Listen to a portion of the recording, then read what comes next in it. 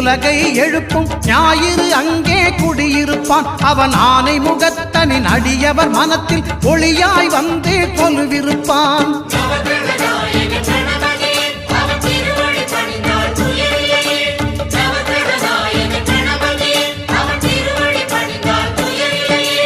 ஒன்பது கோளும் ஒன்றாய் காடி உலகை எழுப்பும் ஞாயிறு அங்கே குடியிருப்பான். அவன் ஆனை முகத்தனின் அடியவர் மனத்தில் ஒளியாய் வந்து கொலுவிருப்பான்.